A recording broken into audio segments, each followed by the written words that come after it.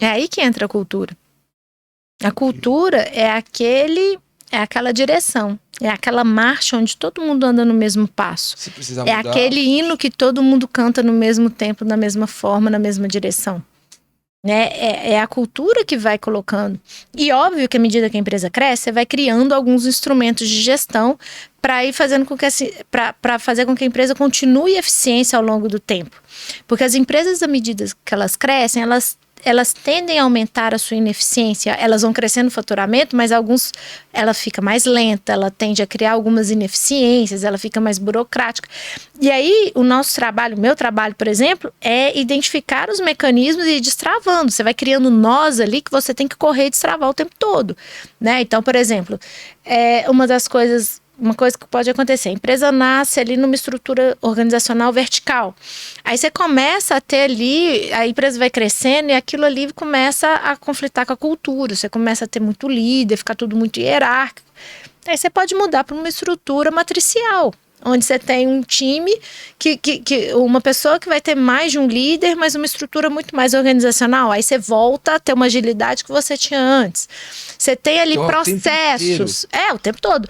O processo que te levou até aqui não necessariamente é o processo que vai te levar daqui 2 anos, os próximos 2 anos. Então você se adapta o tempo todo. Por isso que eu falo, empresa nunca está pronta, CEO nunca está pronto, nunca ninguém está pronto. A gente está sempre em transformação. A gente está sempre em desenvolvimento. Porque não existe ficar parado.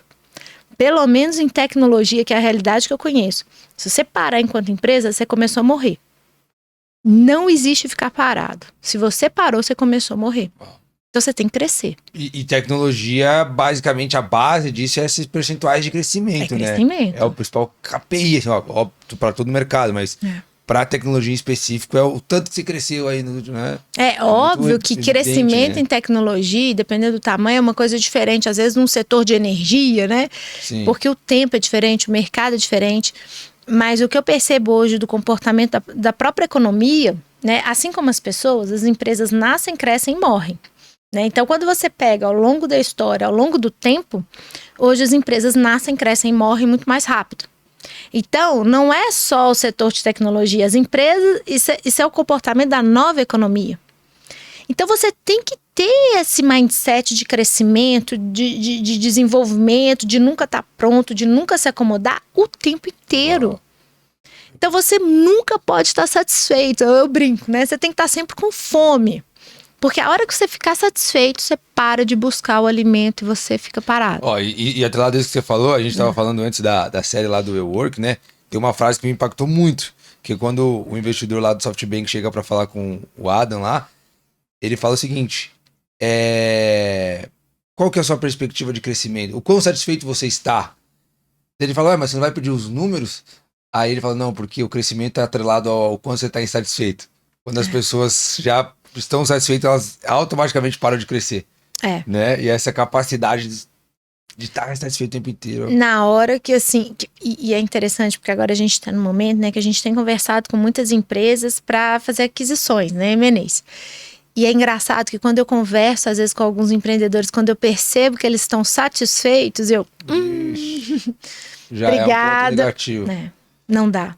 Porque eu preciso de gente que está com fome, de gente que quer estar no próximo nível, quer dar o próximo passo.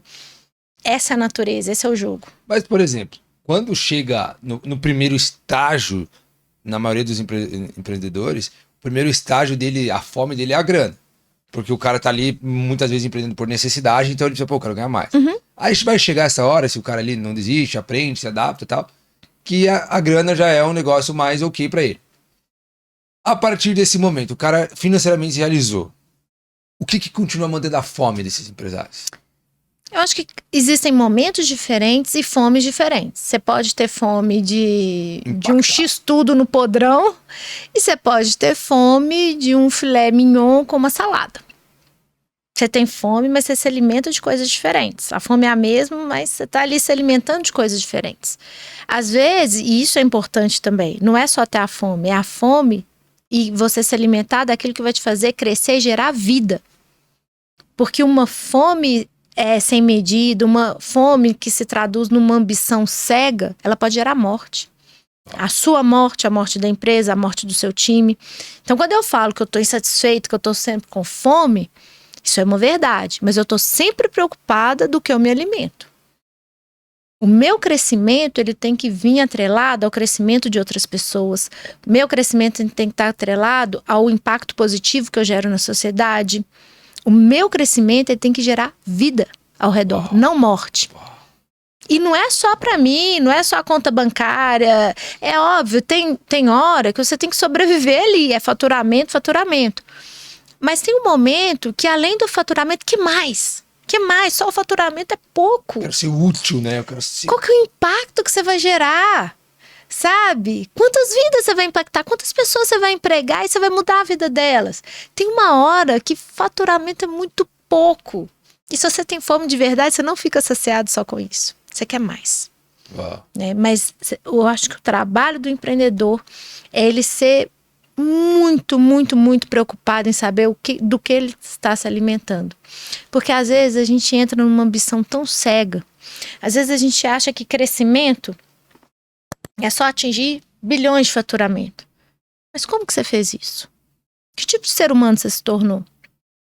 Porque às vezes você paga um preço tão alto por ficar anos e anos se alimentando da ambição errada que você não vai conseguir nem sentir, nem curtir. Não vai fazer aquilo que você alcançou, não vai fazer sentido nenhum. Né? Então, nós somos seres humanos e a gente precisa tomar muito cuidado com o nosso coração.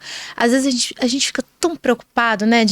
Não, eu preciso estudar, aprimorar minhas habilidades. E é óbvio que a gente tem que fazer tudo isso. Mas a gente precisa também fazer a gestão do nosso coração. Porque ali é que está a nossa fonte de vida ou de morte. É ali que você pode se comprometer, é ali que você pode... E para o empreendedor é muito fácil ele se perder, muito fácil. É todo dia um alerta, né? Todo dia uma... É o ego, é a vaidade, é ele confundir, né? Qual é a verdadeira riqueza, é ele confundir o que é um verdadeiro impacto, é ele, às vezes, não priorizar, né? Quantas pessoas, às vezes, conseguem construir um império, mas não conseguem manter a própria família?